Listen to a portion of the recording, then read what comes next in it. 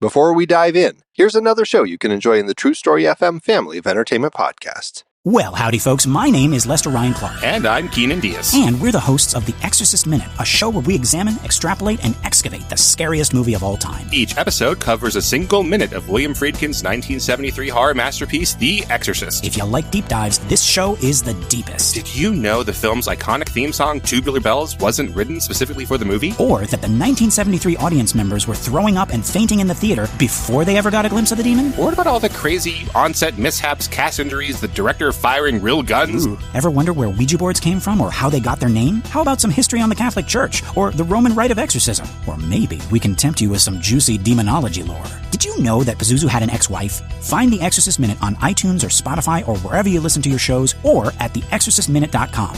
Until next time, folks, the power of The Exorcist compels you.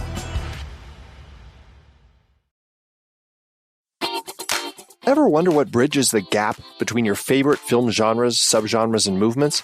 CinemaScope is here to explore these connections, taking you on a thrilling odyssey through the ever-evolving art of cinema. I'm your host, Andy Nelson, and in each episode, we embark on a deep dive into the forces that sculpt the world of film. From the styles you know and love, like heist films or the French New Wave, to the ones you may not be as familiar with, like Turkish Yeşilçam or Brazilian Nordwesterns, my expert guests and I unravel the complex tapestry of storytelling, style, and innovation that defines the world of film as we unpack the myriad catalysts of change that shape these diverse styles. Whether you're a student of film, a creative professional, or simply a devoted movie enthusiast, CinemaScope is your gateway to a richer, more immersive film experience. Don't just watch movies, understand them, appreciate them, and revel in their artistry with CinemaScope. Subscribe today.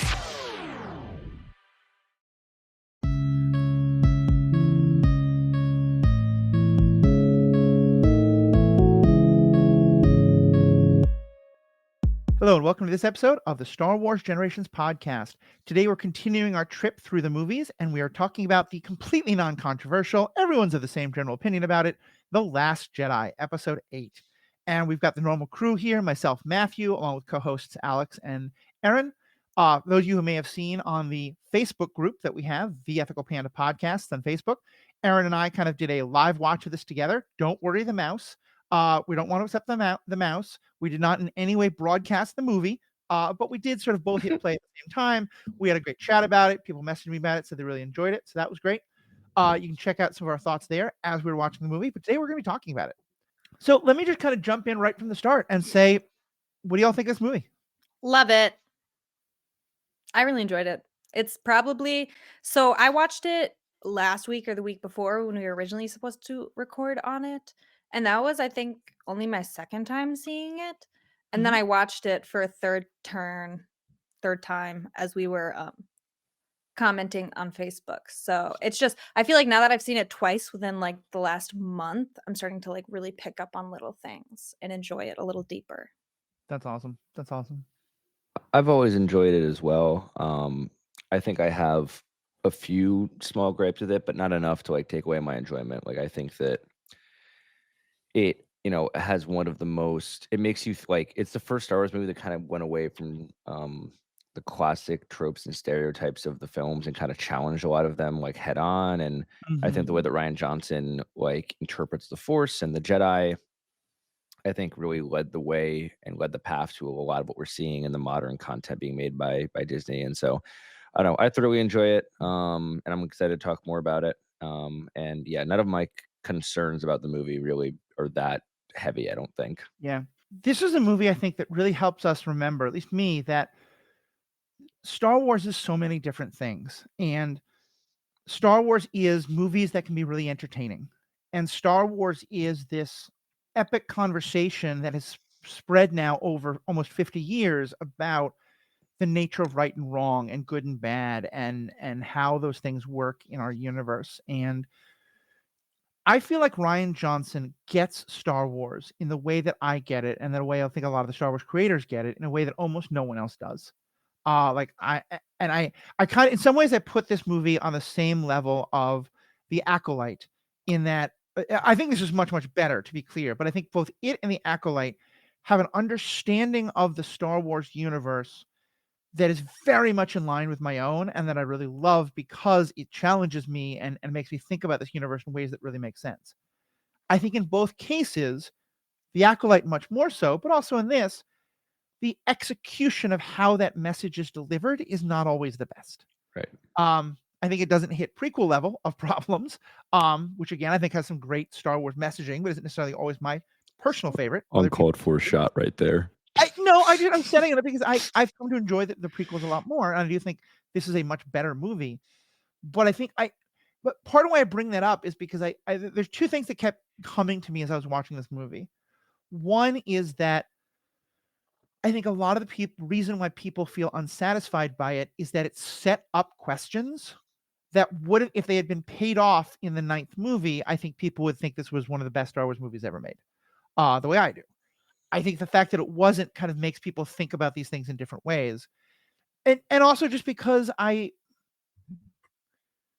just love everything about how it challenges things. So I forgot what was the second point I was going to make. So let you kind of just keep going on that, and then we'll dive into some more specifics. I agree. I think if there's more continuity, that this film would probably have a more popular outlook among like the general Star Wars fans. Because it's hard anytime you have a trilogy that's disjointed. It's just hard to like judge it all if the story is not continuous. And it's easy to kind of pick something out as like, well, that doesn't work because it doesn't work. And then you just assume it's a bad piece of art. One thing I kept thinking about is, if you dig into history, you know that when Empire Strikes Back came out, a lot of people hated it. And there's a lot of really negative feeling about how could this guy be his father? What does that mean? Imagine if in the next movie, in Return of the Jedi, they decided, yeah, that was a bad idea, or just a new director, whatever it was, but for whatever reason, or George changed his mind. In the 3rd movie, Luke goes to Yoda and Obi-Wan and like, yeah, we told you Darth Vader would lie to you. Of course he's not your father. And then the movie just went on. I think we all look at that as like Empire Strikes Back was horrible and terrible for like setting this up. And that I watch what I think is there's this incredible realization from Rey and then also Kylo like getting it at her about it, that she doesn't come from this great line of Skywalkers or Kenobis or anything like that. She just is a person whose parents were kind of terrible people and who yet still has this power. And then in the next movie, you're like, oh no, actually she's Palpatine's granddaughter, kind of, sort of. And it made me think about that. Like, I think part of why Empire works so well is because Return of the Jedi pays it off so much. And I think that if Return of the Jedi hadn't done that, we would kind of, I think, unfairly view Empire in a very negative light. And I guess that's kind of one of my main defenses of Last Jedi is I think a lot of the things people don't like about it, they don't like because they didn't get the payoff they deserved. I also think it's just that I think part of it is what we talked about, the fact that like it was Abrams and then Johnson and then back to Abrams. I think they should just either had Abrams do all 3 and then had Ryan do his own movies, or had a different director do each one. So it's not like totally, I don't know. Because like, it feels like, to me at least, J.J. Abrams had a very specific like story in his head of how he wanted this to go. Ryan saw things differently and kind of, I mean, down to like the simplest thing of like, Ryan Johnson destroys Kylo Ren's mask, and then J.J. Abrams puts it back together in Episode 9. Like, it's like there's so many things they just disagreed on, I think, on how they were viewing Star Wars. And I'm not going to sit here and argue if there's a whole other episode of who was more right in their interpretation. I just think you can't have 2 different interpretations and expect it to seem like connected. And I think that like people who, especially like in the immediate aftermath of the movie, I think they saw it as such a departure from what they were getting in Episode 7. That, if it had been Ryan directing Episode 7 and it felt more continuous, I think, like, you're right, Matthew, people would have considered this to be one of the best movies ever. And like, I think that if it had been more just kind of toned down, J.J. Abrams doing it again, people would have just been like, meh. It wouldn't have been a controversy, but it wouldn't have been like blow me away either. Like, I don't know. I think that it's just the dysfunctionality of having 2 directors go back and forth in such a yo-yoing storyline, and the fact that like Lucasfilm kind of let them do that is what I think does this movie a disservice and makes it hard to study within this trilogy as a whole, or the story as a whole, honestly. 'Cause it feels to me like the most unique of all 9 movies when it comes to the way it's interpreting lore and characters, and just it's also the longest. It is more than 2.5 hours. It's the longest movie of any of the Star Wars movies, so it also goes in depth the most, I think. So yeah,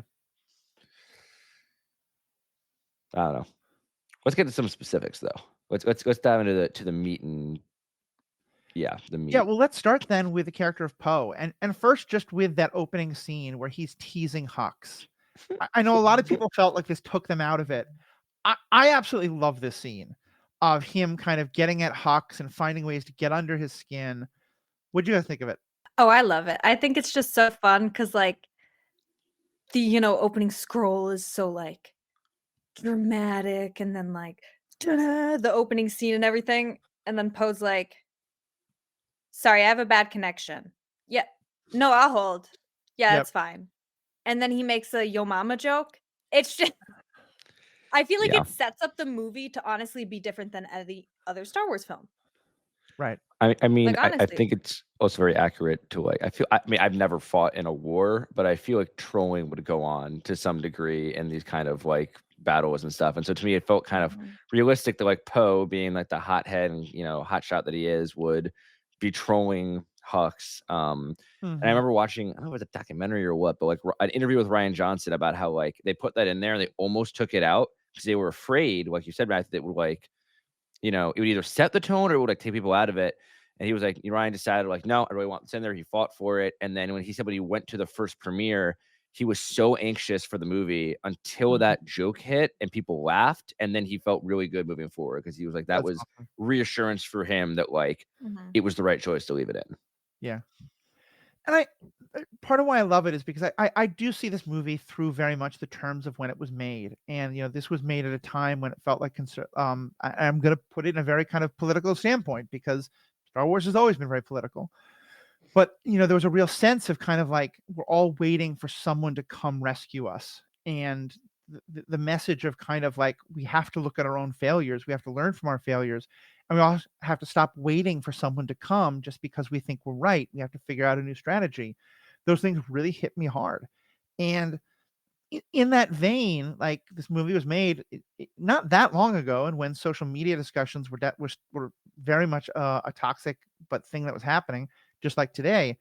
And I commented to Erin as we were watching it back and forth, the idea of like responding to someone who's just going to bluster and just going to give you speeches by just, as you said, trolling them, making fun of them, and it just reminds me of some of like, I think the most satisfying social media stuff you'll see when someone is just going on there like rant about, uh, queer people or immigrants or whatever it is, and just mocking them and taking out it's kind of like the modern, like, you're just so weird, taking out the idea that anyone would ever take this seriously is just so perfect. And you can see that, like, the idea that they just let this ship sit there while it's screwing with their computers and like getting ready to do this attack run for 20 minutes, for 60 seconds or whatever, without Mhm. even putting a single TIE fighter in the air is so ludicrous. But of course he gets that much under their skin that Hux isn't thinking of launch the TIE fighters, be ready for this. He's thinking, Mhm. why is this person listening to my bluster? I do wish, I can't remember, oh my God, I'm blanking out his name, but the guy on the bridge who was like giving all the orders in that fight, is it, do you know what I'm I talking don't about? Like know. kind of the curmudgeon guy. Um, oh my God, what is his name? I can like hear his voice and see his face. My point is, I wish he had not, died in that opening scene. I thought he would have been a really compelling, fun, like villainous character to move forward, and I was sad Mhm. that he died. That was just a little side note, but I can't remember his name, so That's fair. it's That's fair. tragic. It's tragic. I will say in the opening sequence though, the only thing that kind of took me out, honestly, more than the joke was how slow the bombers moved. Like, I understand it was like for So dramatic slow. effect, but like you're gonna launch these, and I know that's like part of the reason that Poe was like doing his whole bit, but like I don't know, in the world of Star Wars, the bombers are gonna be that slow, and you're gonna launch them from that far away, and just I don't know. I just I mean, I understand the way that Star Wars is made. Like after seeing like some of the things they pulled off in the Clone Wars and other parts of Star Wars, like that just felt Mhm. very like, come on, y'all. Like there's got to be a better plan than this.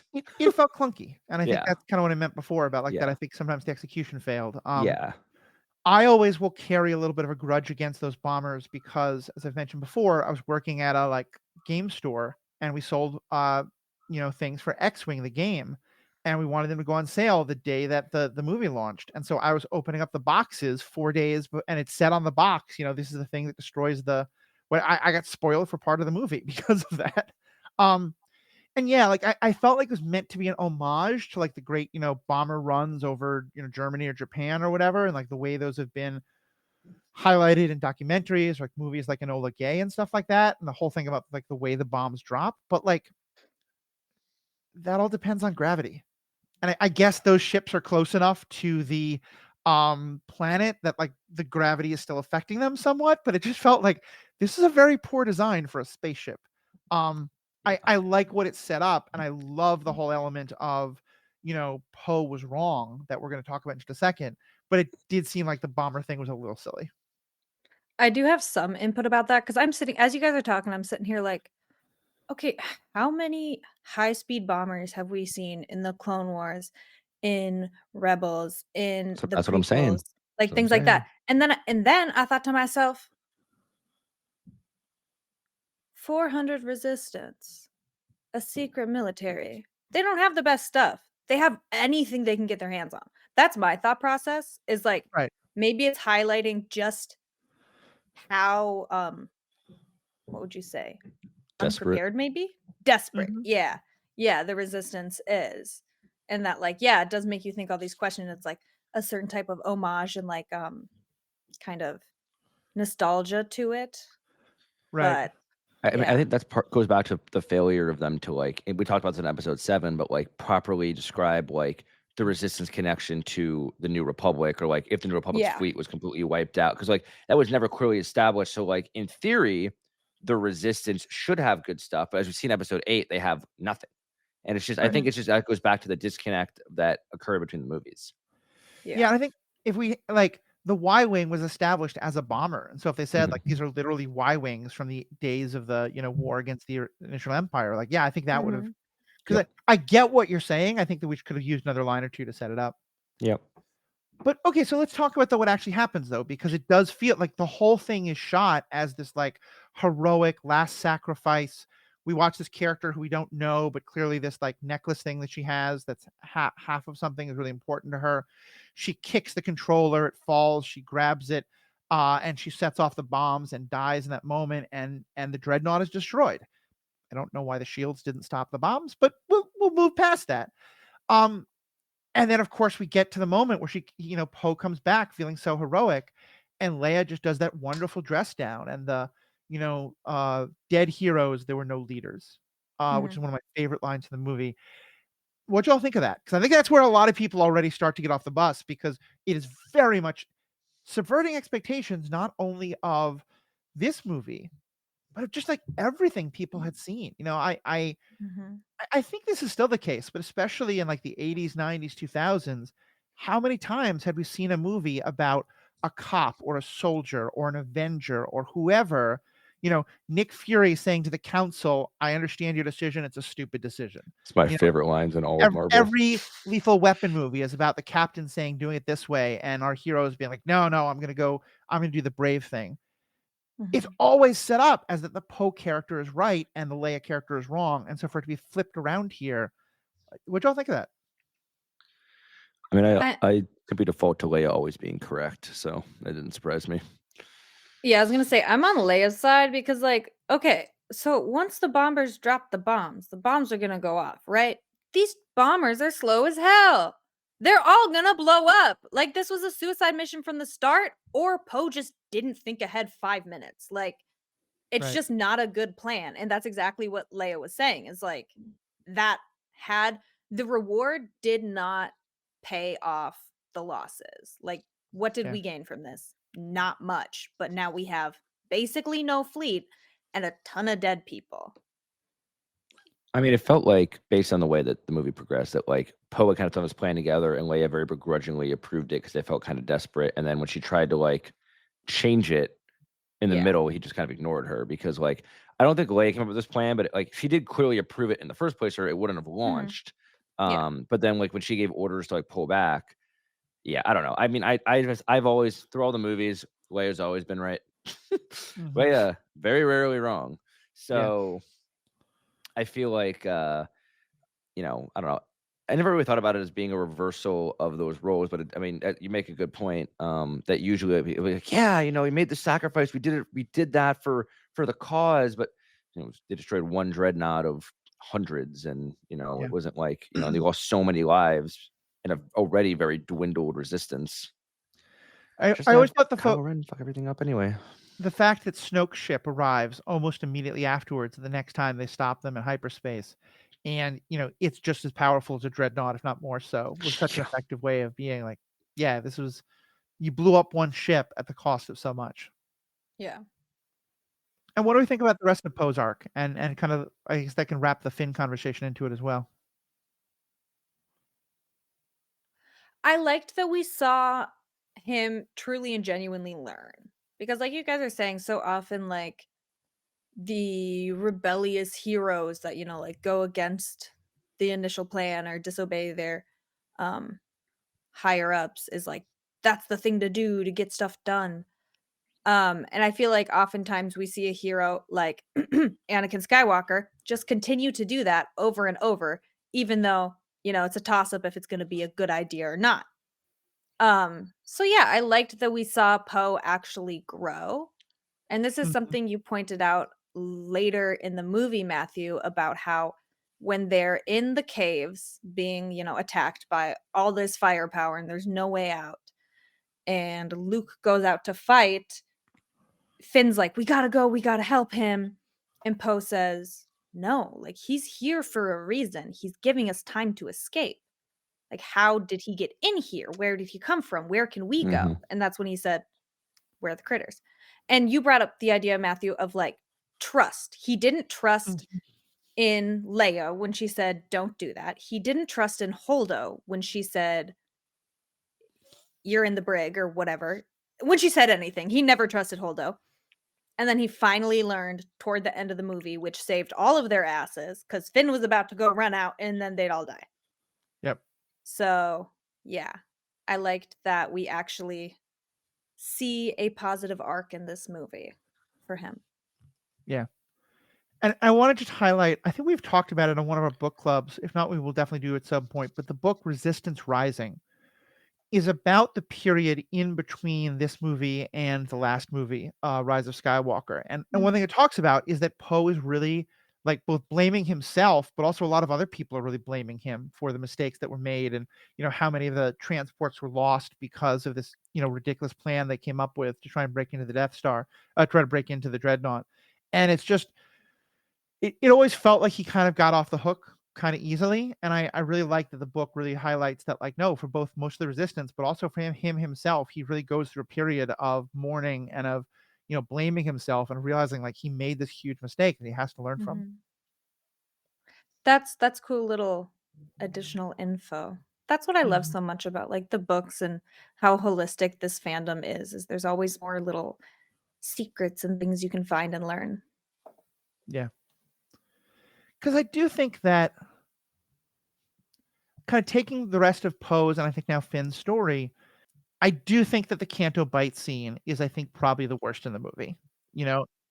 And it's just, I like the Oh, general yeah. idea of it, and I like the idea of wanting to kind of talk about war profiteering and the problem that that is, and the idea that, like, even the resistance is spending money that are benefiting these war profiteers and stuff like that. But it just all feels like it's done in such a ham-fisted, heavy-handed way. Like, I've been to Vegas. Not everyone there is evil and terrible.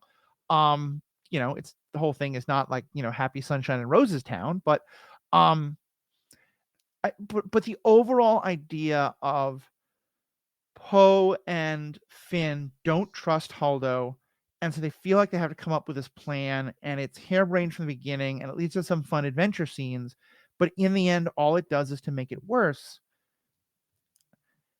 I wish the actual scenes had been better, but I think someone who says it was just a waste of time completely misses the point.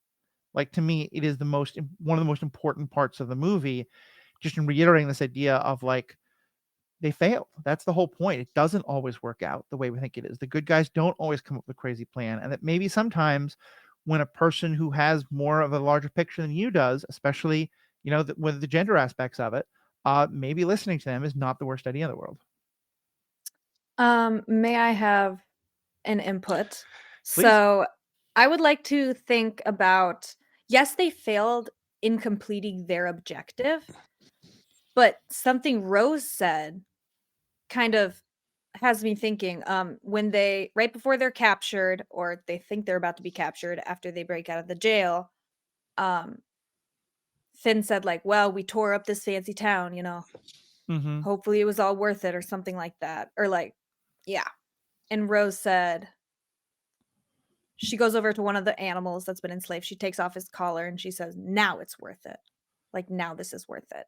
Right. And I think it's like a subtle and like beautiful way to portray, like, yeah, even when shit goes wrong, and like even when you actually get a shit ton of people killed, like there's still good that you did. Like the way that they interacted with those stable boys, we see at the end of the movie, she gave her resistance ring to one of them. That Mm-hmm. sparked the hope of rebellion in that whole community. And that's such a big thing for these movies, and especially for the rebellion, the resistance. It's just about hope and like fostering that in the younger generations, because they're the ones who really have a stake in this. So I kind of liked that we saw these very just subtle interactions of how, even though they didn't succeed, they still made a change. Yeah. The Canto Bight scene is the part of the movie I personally dislike, like very strongly. Now, I really like the concept as well. Like, I love that we got to see like the scene where they describe what it was like.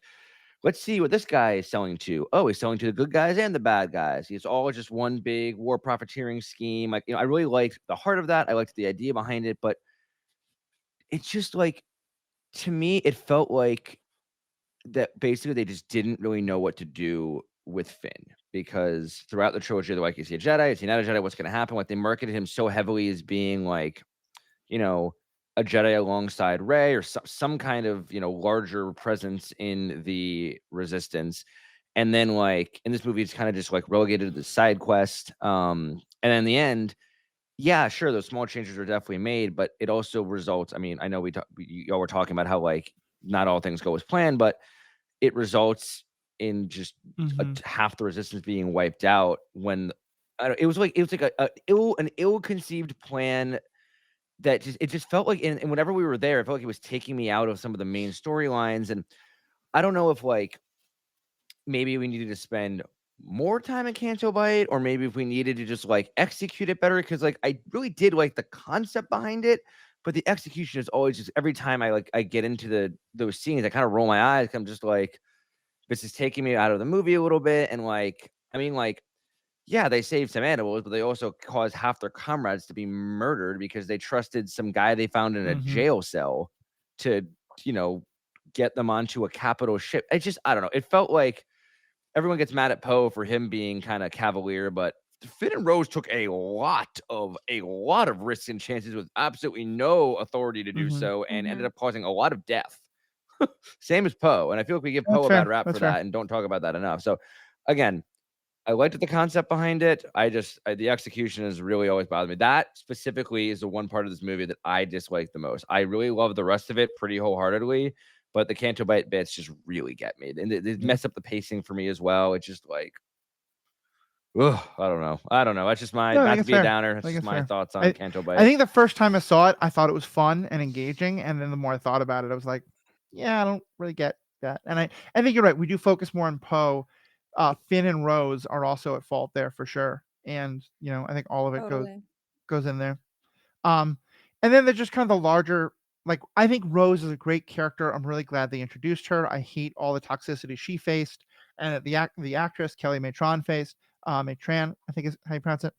Um, but also, again, I don't know the inside story, but I know John Boyega has hinted at some of this, and you know, there definitely was some pushback against Rey and Finn being potential romantic partners because she's white and he's black. And there's some Mhm. other people who didn't want it for other reasons, but certainly that was a big thing. And according to stuff Boyega has said, and I think this is somewhat accurate, it did feel like they were trying very hard to, in both the second and third movie, pair Finn with another attractive woman to sort of take away the idea of him and Rey being having something potential. And Yeah. um there are possibly some very good story reasons for that in terms of like what happens with her and Kylo, though that's not my favorite, but that's another story. But it is like I think we can't not mention the racism that's a part of all that, and that's just frustrating because like I think Rose is a great character. I think Rose was put in for reasons that are not the best, and which makes it harder. I agree. Also, maybe I'm off on a limb here. Finn never like signed up for the Resistance. He was never given an official rank. I think that he's like, you know what? You're on a ship that's about to get destroyed. I'm going to take one of these escape pods and like sayonara because I want to go find my friend. I don't know why Rose is getting so mad at him for that, you know? Like, and Finn do have to run away and look I for say Rey. that mostly as a joke, but I think there's also an interesting lesson there of Erin and I were talking about this. Rose has this mythologized idea of him, of like, you're the great hero. You were part of the people who helped us destroy Starkiller Base. When in actuality, like, no, he never was going there. He was always going just for Rey. And I think that's fine. The same way that like Han probably came back because he was like, yeah, Princess was pretty cute. Let me see if I can help blow up the Death Star and see what can happen. But as well as his affection for Luke. But yeah, I just there's a lot of things that bothered me about that. If I may change, unless anyone has something to say about this, I want to change subjects briefly. I'm very curious what y'all think about one of the flashbulb moments in the movie that bothered a lot of people was, if we go back to the beginning, when Leia is jettisoned from the ship and then uses the Force to pull her partially frozen self back into the ship. And they open an airlock to outer space and no one gets sucked out, and it's just a lot going on in that little moment there. And I'm just, did that bother y'all? Did y'all feel okay that she was had enough power in the Force to do that? Like, to me, it doesn't necessarily bother me per se, but it feels like it was kind of an unnecessary. There's other ways you could have like immobilized her for the movie if you had to immobilize her than that going down. I don't know. I'm curious. Well, for me, like I personally believe that Leia is quite strong in the Force. Obviously not like Luke level because she hasn't taken the time to train it. But I kind of have seen it as she uses it either in other ways, because she has always used politics and leadership to fight battles. Right. And she can use the Force to be a better communicator, or it can just be something she doesn't need to be a badass and she doesn't like violence or fighting. But in the dire moments when she needs it, she can use it. That being said, I fucking hated the scene. It looked so awkward having her like Superman her way back to an airlock that should have killed everyone. So yeah, I think it's totally plausible for Leia to have that type of control over the Force. And even if it's like, oh, she gets blown out of the ship and uses the Force to come back, just there could have been a better way to do it. Those are kind of my thoughts on that scene. Matthew? Yeah. It didn't bother me the way it did for the two of you. At first, I was just like, wait, shouldn't she be dead already? But then I did some reason. Like, I seem to think that like 2 or 3 seconds of exposure to like space itself would kill a human being. It's not. It's actually like you can last like for 90 seconds, a minute, at least a little over a minute. Beyond that, though, one of the things that I've always had the idea of, that I think a lot of the books have kind of underlined this, especially in the EU, but also in some of the more modern recent books, is this idea that yeah, she has a lot of power in the Force, but she chooses not to engage with it, in part for all the reasons, Erin, you were saying, but also because I think she has a realization of, like, I always think Star Wars has kind of an interesting take on the more power you have, the more responsibility you have. Whereas here, it's not just that you have more power, it's that you're now in more danger of being corrupted. And there's more of a need to be kind of like morally pure and good. And there's one thing in one of the EU books where Leia's basically like, look, I didn't want to have the Force because I was going to be in the world where I had to cut deals. I had to make compromises. And for a politician to have the Force is just way too easy for that to be corrupted, because I'm doing things that are like a Jedi would see as the dark side all the time, because that's how you win in politics. And so, yeah, her having the Force in that moment, I thought was fine. And I think honestly, part of why it didn't bother me is that it felt like this movie had fundamentally changed the rules of space combat to a large extent, because this was the second situation where I didn't know where the shields of the ship were. Like I said before, they destroyed all the cannons on top of the dreadnought, but a ship that big would have shields. I have no understanding why the bombs Yeah. didn't just bounce off the shields harmlessly. And here again, there hadn't been some like big effort to destroy the shields of Home One or whatever that ship was called before they Radis. did. They say again? Radis. I thought Radis was the admiral of it. Was No, they name. Yeah. Well, Admiral Excuse Radis you. is They name Holdo's ship Radis in memoriam of Admiral Radis, I who like that. I died. like that a lot. Yeah, that makes a lot of Thank sense. you. okay. Well, yes, space battle in this movie. I think a lot of rules were rewritten. I think there was just so many rewritten from the shields to Leia pulling herself back in to, I mean, we'll talk about it at some point, but the Holdo maneuver, just so many things that were like very new. I think that like Star Wars fans struggle with newness in a world they like know all the details of. And when you introduce a lot of different mechanics that we haven't seen before, and a lot of things all in one movie, it probably is part of the reason people got thrown off, either loved it or hated it. People who are like have that open mind towards new Star Wars stuff were like, yeah, this is sick. We're opening new worlds, possibilities. Other people were like, oh my God, what has happened? Like every little thing that was changed and different, people were probably losing their mind about.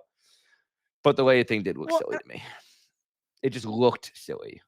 Whether the actual action was silly, I don't think so. But like the way it was done looked a little. I think silly. for me, the others. We knew Carrie Fisher died before this movie came out, right? Okay. Yeah, I think very shortly beforehand. So I think for me, the other thing was, and granted, I think I probably got the date somewhat wrong. I knew that Carrie Fisher had died by the time this movie came out, and so when we saw the scene of the bridge of the ship being destroyed, I thought that was like, oh, that's how they're showing us that Princess Leia died, and maybe that was a late insert, or maybe they just knew that Carrie Fisher was probably not going to live that much longer. I don't know the details, but so I was convinced she was dead. And so when they did this, I think that was the other. I was like, wait, same. she's not, but like she's going to have to die. So yeah, it didn't bother me, and I think there's no problem with doing some new things. Like I think the Admiral Holdo maneuver is just one of the greatest scenes in any Star Wars properties that we've ever had. Oh yeah, and I don't give a damn about whether or not that's makes sense in anything else. But I think like having be so many things like that not seem to line up was a little weird. When I was in the theater for the premiere and saw the Holdo maneuver, everyone in the whole theater went dead silent, and all you could hear me say, like, I didn't mean to say something, but just out loud, involuntarily, I just went, "Oh shit." And like everyone started laughing. I was like, "Oh, that was so embarrassing," but like that's all I could think of in that moment. Yeah, and I will say for anyone who has now read some of the High Republic books, that goes into more of the physics of like what happens when things in hyperspace or going into hyperspace connect with things that aren't or anything like that. So definitely worthwhile. Let's talk about Luke. Well, I was gonna say let's talk about Holdo for just one more second, and then we can definitely get into Luke. That's fine. What'd you think of Holdo as a character? I love her. Okay. You go. I'll be quiet for now. I was just gonna say, she bothered me in the beginning, and I liked her by the end. I think that she was a badass. She was strong. She had good ideas, but she failed in one fundamental part of leadership, which is kind of like you don't have to explain yourself as a leader. You're not required to do that. And I think Poe should have been listening to her from the beginning. But like to just mention to one of your top, people in or top people in general in the ship, like, here is roughly our plan, or like here is like we do have a plan. Like she wouldn't even tell Poe that there was a plan. Like there was distrust on Poe's side, but I feel like Holdo could have done a little more in her people skills to make it a little bit like smoother in the ship. Erin disagrees. First of all, he is a captain, not a general. So technically, I know, not even a commander anymore. I said she doesn't have to explain herself, but I feel like the majority of the issues could have been solved. I understand if she had just said to the crew that there was a plan. Let Erin speak. No, you're good. I understand your point. I just feel like, also to an extent, she was like punishing Poe. Like, sit your ass down. Yeah, like they had that whole meeting as a crew. Problem. And yeah, I just feel like, I don't know. It's what But Leia said, I like, feel like encapsulates it, that she was more, invested, or she cared more about protecting the light than seeming like a hero. And right. so I But think maybe in her eyes, it's like, I don't wanna tell these people the plan because obviously they're gonna disagree with me, but it's literally the only option I can think of, so I just wanna get it going. well, Yeah, I don't even think that she needed to describe the actual plan. But when she brought everyone together, and had a meeting, she could have at least said to them, "We have a plan. We're gonna be okay." But she like kind of just for no reason kept being like, "Just keep going forward. We're gonna tell no one anything." Like it just even just saying, "We can't tell you the plan right now, but we have a plan. It's gonna be okay." Like leaders are required to offer some level of support for their crew Yeah. and the people around her. And the fact that it wasn't just Poe, but other captains clearly agreed with him and felt like there wasn't a plan to the point where they were willing to commit mutiny, feels like she was failing in that level of being able to be like, "Don't worry, like there is a plan here. Like we have something that we're going to be able to do, even if she doesn't want to actually explain the thing because she doesn't have to as a general Mhm. or whatever and her rank is, Vice Admiral. I vice admiral. I Yeah, think there's a that's all I'm I saying. think there's a couple things here, but I really want to kind of go back to what Erin was saying that and add a piece of context there. Remember, they're being followed in a way that shouldn't happen. And they don't really Fair. understand exactly how this is happening. And Rose and Finn come up with an explanation, but they never go back and are like, here's how they're doing it. And I think from Mhm. Holdo's perspective, I think it's perfectly fine to be like, there's a spy somewhere on my crew, or there's some way that information is getting out, or either way, like sometimes as the leader, you are supposed to trust your people who will follow you even if they don't know the plan. And specifically, we had exact evidence that when Poe was given all the information and given a chance to follow his leader as he should have, he directly disobeyed her. She owes him nothing. And what she should have expected, and to me, that's why I think that book is so necessary. I, what he did was such a massive act of insubordination, disobedience, and he's a traitor. He was a direct traitor, disobeying his direct superior when she gave him trust that probably he didn't even deserve. And I get why people want to defend him there, but I think that, and I'm not saying that Alex, this is you by any means. I think she's intentionally positioned, and the fact that she is a woman, I think, is very important there, and that it's very much about the way that often it's, the masculine man knows what to do, and the worrying woman is going to be the one to try to hold them back. And I wish we'd gotten a line of explanation about how she was at like an important dinner for like some, you know, person from another system who they're hoping to woo in to explain why she was not in uniform, but was in what looked like a very nice dress, without even like an insignia of office or anything like that, like of her rank on it. But I think again that was intentional. I think she was meant to look femme. I think she was meant to look like the exact opposite of the masculine male. She was meant to look like the exact opposite of the kind of like male authority figure that we expect someone like Poe to listen to. And yes, could she have probably done that better? Yeah, she could have catered more to his ego. And I don't think she should have to because I think he's an idiot. I think you're right. It would have worked more if he had done that. But that's kind of the point. Everyone in this movie fails. And Everyone like fails. I I agree. I don't think she owed him anything. And that's why I tried to preface from the beginning by saying like she doesn't actually have to explain like in detail anything. But again, like it wasn't just Poe. There was a mutiny of multiple other officers. Like I think that there was a general distrust of her going on through at least a large portion of her crew. And I don't know. I mean, I study a lot of history. I find it really interesting, and I personally take issue with the whole idea in militaries in general. I understand that it's needed for it to function, but the whole idea of just blind trust and loyalty of your lead, like we're just going to blindly do what we're told. And I understand objectively that's the only way wars can be fought. It's the only way that militaries work. I don't know. It makes me uncomfortable to think about just blindly, just especially like if Poe and these other like officers are not familiar with her, don't know much about her. If they even like are trying to like get information about her, like it's not like you fought with this person or like they know Leia, they trust her, that whatever. But no one, not even the audience, knows who Admiral Holdo is, and like we're all expected to just trust her right away.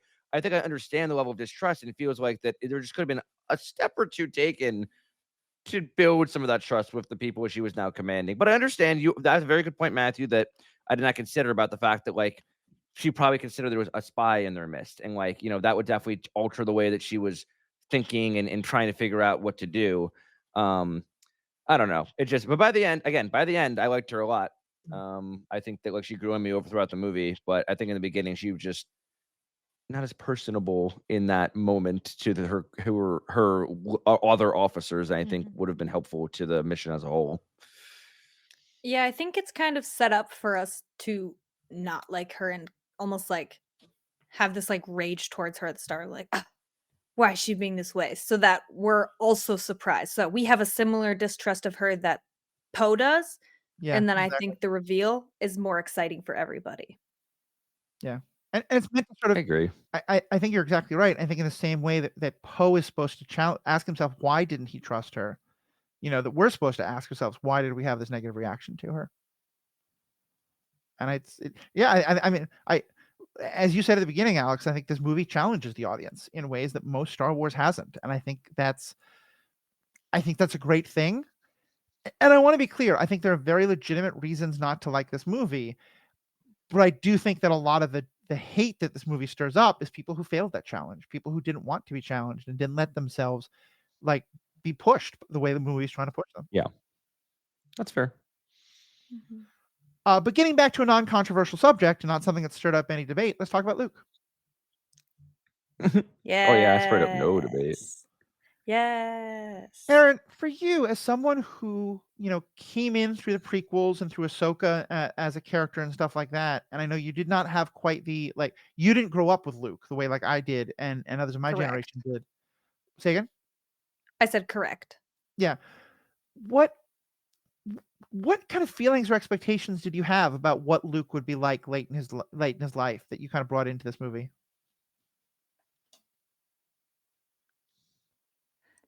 I don't think I had expectations. I feel like I've said this before on the podcast. As a person, I tend to have no or low expectations because I hate to be disappointed. And when you have an idea of something in your head and then it doesn't exactly match up, then you're often disappointed. So Yeah. I think it also helps that he's not, such a like cornerstone character in my love of the fandom. Like that obviously helps. I wasn't sitting at home before the movie thinking about like, what is Luke gonna be like? And then I think in that first scene with him and Rey and he chucks the lightsaber, I was like, oh shit, it's about to get good. Like we're about to learn a new Luke to me. And that's how that felt. Is like, okay, this is not a calm guy from Return of the Jedi solemnly burning his father and thinking deeply in thought. This is a guy who has been left alone and way too many deep thoughts by himself, but not enough time to read all the Jedi texts, apparently. So, yeah. That's kind of like how I approached Luke in this movie, was just like, from that first scene being like, oh, okay, let's see where this goes. Yeah. How about you? Did you guys I thought Luke was exactly what I expected him to be, high key. Really? The only part to me that felt dramatic was him throwing the lightsaber over his shoulder. I was like, okay, that was a little dramatic, but then I thought, actually, he's a Skywalker. That makes sense. To me, it makes perfect sense. I mean, based on what we learned in episode 7, if you had he's lost his entire family, and then his, Jedi Order that he begins gets destroyed by his own nephew. He feels like he has failed. Going into exile, Yoda did the exact same thing. Yoda was his master. Obi-Wan in exile. He learned from 2 Jedis who went into exile when they failed. So, to me, it makes sense. Him being the Jedi Order failed. They were full of hubris. Having studied, because we know that he went all around the galaxy a lot with Lando, which is really strange.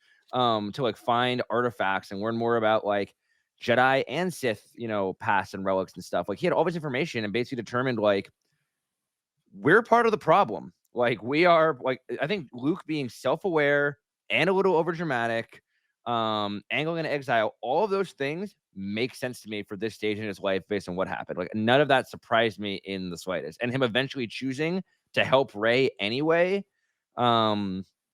and having to have some sense knocked into him by Yoda, Mhm. and then pulling off like the greatest display of force powers we've maybe ever seen. Yeah. Yeah, to me, and I know Matthew grew up with Luke, so I'm very interested to see what they think. But to me, that is Luke Skywalker in a nutshell. Yeah, I loved it. I thought it made perfect and total sense because Mhm, I like the story of the disillusioned hero, you know, and mhm. I did not get into the EU books early the way a lot of other people did, and I'll acknowledge, like, in those books, it's kind of built up the idea of Luke as basically a demigod almost, who just has incredible power and always does. I mean, he's the biggest Gary Stew you've ever Gary Stewed. You know, he just is like everything he does is perfect and right and good. And he has this Who's wonderful Gary wife who Stew? once tried to kill him, but he loves, you know, he's just so good in the Force. And Who's Gary Stew? oh, so I'm a also Mary stuck on that. yeah, a Mary Sue is a comment that's often used as a kind of like insulting, like, oh, she's just too perfect of a female character, and like she has no real character. She can just do Oh, anything and everything she wants. And so, hold on a second. Gary Sue is the masculine Gary. version. So Gary Stew is the male version. I love that we pieced that one together by ourselves. Okay, what did I miss there? We just said that we pieced together the Gary Stew thing. Yeah. Okay, after you cut off. But yeah, that makes more sense. Thank you for okay, explaining. and to be clear, I did not make that up. It was by a woman who Yeah. was pointing out like all this. No, for Yeah, sure. I don't know if it was like a TV character or something I was missing, but you know, Same. that makes a lot of perfect, sense. perfect. But yeah, anyway, so like he just turned into this perfectly perfect character, and I think a lot of people went in wanting that, and I'm glad that that character meant a lot for people who really enjoyed those books. I don't think that would have been an interesting character on screen, and I think I had always talked about seeing the Jedi through the lens of religion and with all the faults that has and also all the good things that can have. And so having him specifically name the Jedi as a religion and name what often I think is one of the biggest hubrises and sources of you know evil and destruction that a religion can do when it assumes that it has the monopoly on a way to whatever divinity it is pointing towards, which is exactly what he says, that the Jedi believed they had a monopoly to the Force and saw themselves as the Force. It was just, yeah, I love his character. I love the way he comes back. I love the way he's not trying to save Kylo, though I think that there's an argument you can make that what he was doing was actually really helping to start Kylo on the journey back to being Ben Solo. But I think again the third movie didn't acknowledge that in any way. Yeah, so I just thought everything about Luke was perfect and very much the kind of thing I wanted. And I loved seeing his survival skills, like going after the fish, like Ray following him around and like him going after the fish and still drinking his weird version of blue milk, even though I know it was green milk in this one. Mhm. But Luke lives and dies by that weird milk and From the teat. like just yeah, exactly. And I think there was an explanation somewhere in canon, but why he was in his Jedi robes when Rey first arrived, um, was weird to me. And then he takes them off and is wearing his normal like survival gear. Mhm.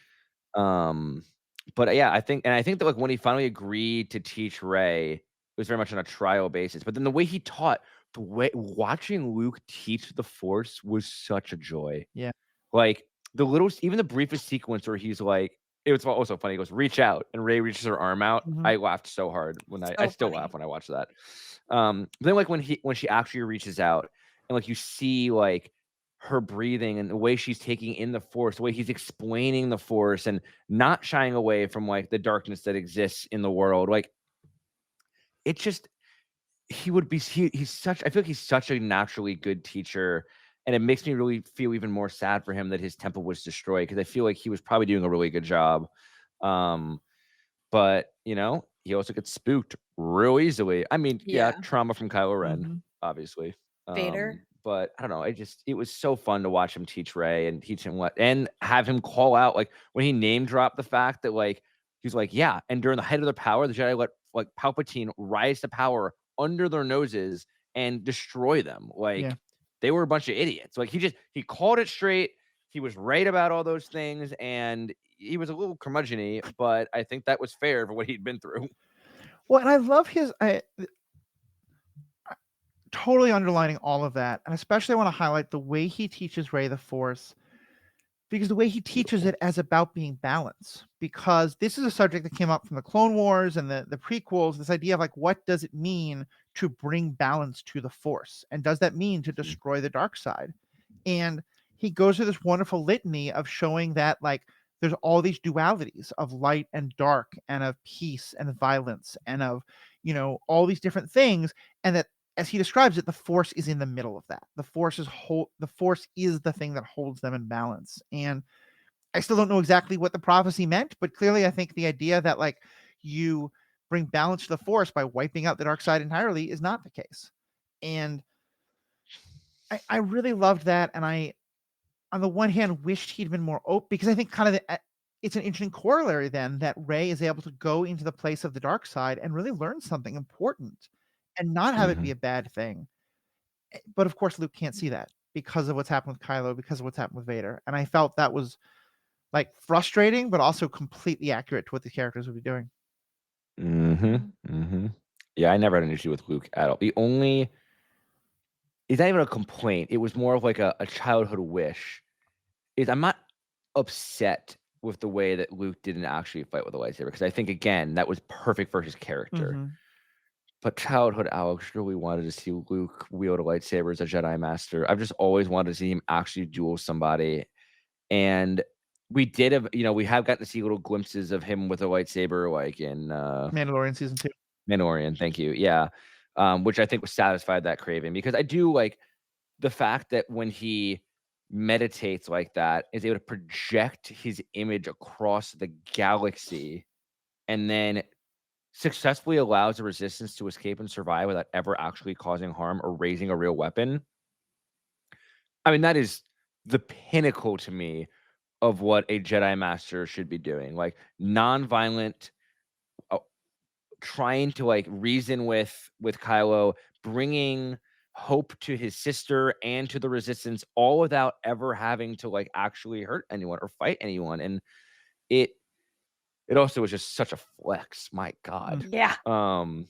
And like watching, like I remember after the movie ended, I like was like, oh my God, I would love my screensaver for my laptop to be the scene of Luke after he finishes all that, tired, sitting cross-legged, watching the sunset for one final time before he fades into the Force. Like, that was I still cry watching that. Like, I just cried when I rewatched it a couple days ago, because it's just it's so beautiful. It's so like, if Rian Johnson did anything right, it was like Luke's goodbye. Like, it hurt to watch him go, but it was just such a peaceful, such a like a. I don't think Luke would want to go any other way than like on his own terms, saving other people, doing it in a meaningful way. It was so beautiful. It was so beautifully done, and made me so happy and sad. And regardless of what anyone said, they did Luke so right in this movie, I think, and it made me very happy, because Mark Hamill and Luke both deserve that. Agreed. Erin? Yeah, that was a really great point. But to slightly change the subject, or just ask